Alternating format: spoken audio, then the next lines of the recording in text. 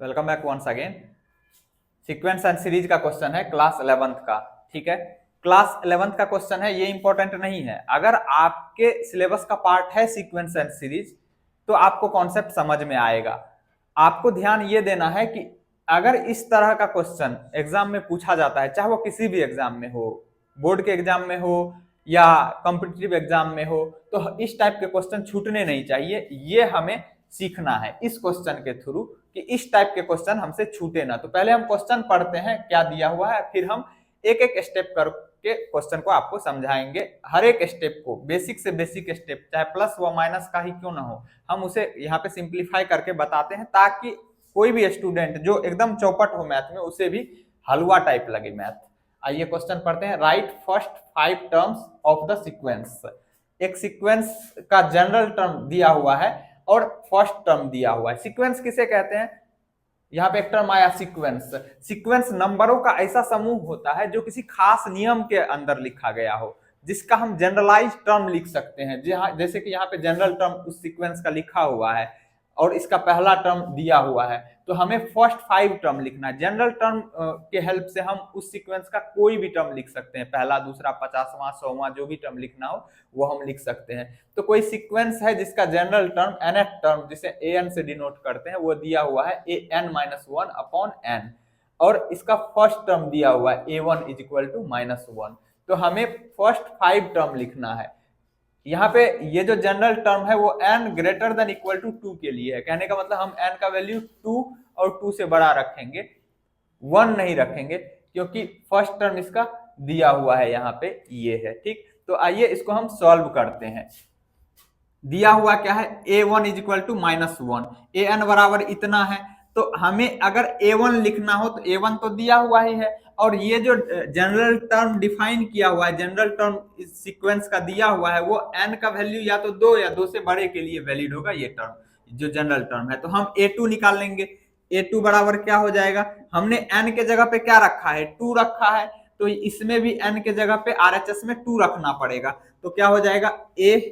n के जगह पे 2 -1 अपॉन में n के जगह पे हमने क्या रखा है? 2, तो 2।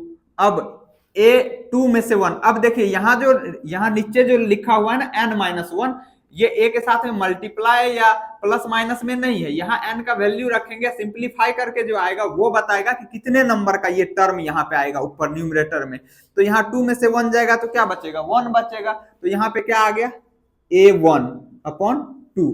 अब a1 अपॉन 2 आ गया। a1 का मतलब क्या?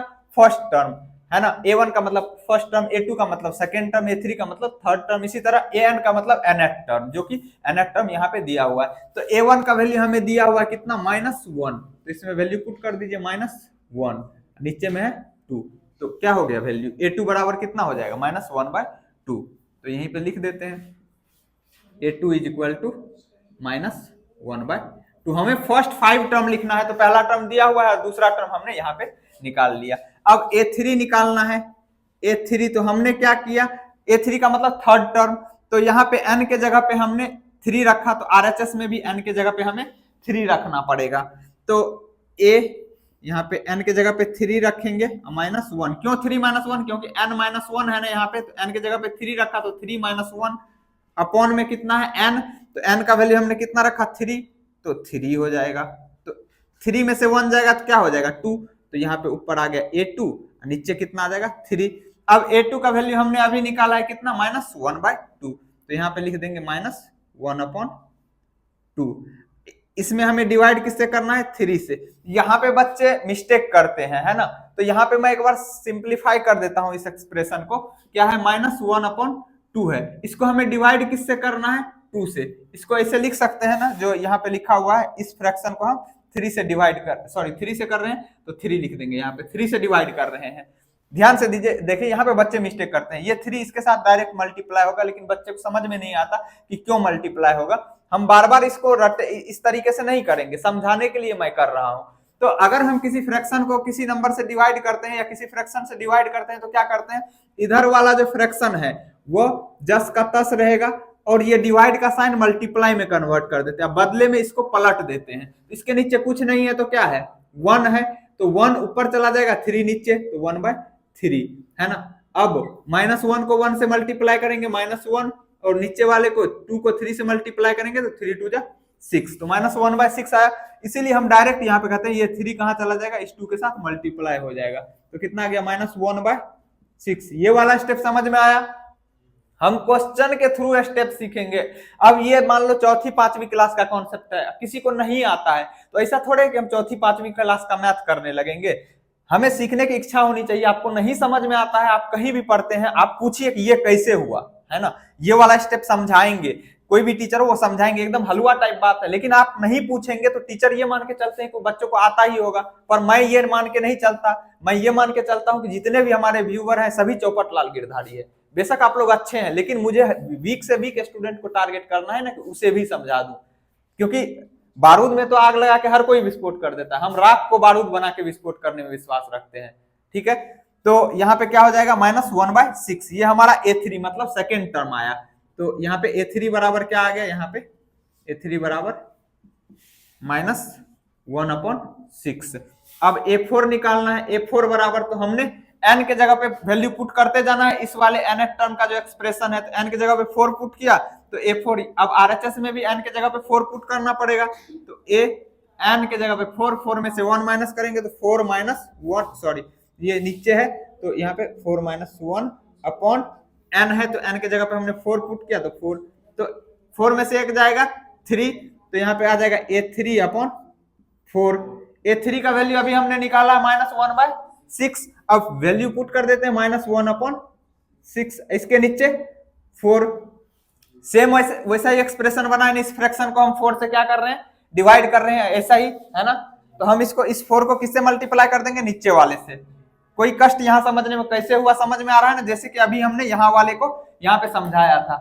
फिर से मैं एक बार लिख देता हूँ, यहाँ पे -1/6, इसको डिवाइड करना है किससे, 4 से। इस वाले फ्रैक्शन को हम इससे डिवाइड कर रहे हैं, तो इसको ऐसे लिख सकते हैं ना, -1/6 डिवाइडेड बाय 4, मतलब हम इस फ्रैक्शन को 4 से डिवाइड कर रहे हैं। तो यहाँ पे क्या हो जाएगा, -1/6, जिसमें डिवाइड करना है वो जस का तस रहता है, डिवाइड का साइन मल्टीप्लाई में कन्वर्ट होता है, और इसको हम पलट देते हैं जिससे डिवाइड करते हैं। इसके नीचे कुछ नहीं है तो क्या है, 1 है डिनोमिनेटर, तो ये क्या हो जाएगा, 1 ऊपर चला जाएगा, 4 नीचे आ जाएगा, है ना। इसके नीचे कुछ नहीं है तो 1 है ना, तो 1 ऊपर जाएगा, 4 नीचे आ जाएगा, तो क्या हो जाएगा, ऊपर वाले को ऊपर वाले से गुना करेंगे, -1 को 1 से करेंगे तो -1 होगा, 6 4 जा 24। ये वाला स्टेप समझना इंपॉर्टेंट है। मैं ये नहीं कह रहा हूँ हमारे क्लास में जो बच्चे बैठे हैं उसमें से कुछ ऐसे हैं जिसे समझ में नहीं आता, बहुत बच्चे ऐसे हैं, बहुत अच्छे फीस दे करके इस बड़े स्कूल में पढ़ते, इसको ये स्टेप नहीं आता।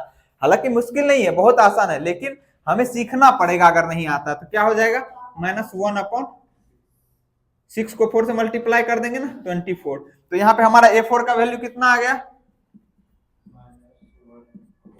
-1/24। कोई कष्ट है इसमें, A5 निकालें क्या, आ रहा है ना उसमें, A5 निकालना है तो हम फिर से जनरल टर्म जो हमारा दिया हुआ उसमें n के जगह पे हमने 5 रखा, मतलब 5वां टर्म निकलेगा, तो RHS में भी n के जगह पे 5 रखना पड़ेगा। तो क्या हो जाएगा, n के जगह पे 5 -1/5, क्यों, क्योंकि यहाँ पे n के -1 है, तो यहाँ n के जगह पे 5 रखा, 5 - 1, नीचे डिनोमिनेटर में n है तो n के जगह पे हमने 5 रखा।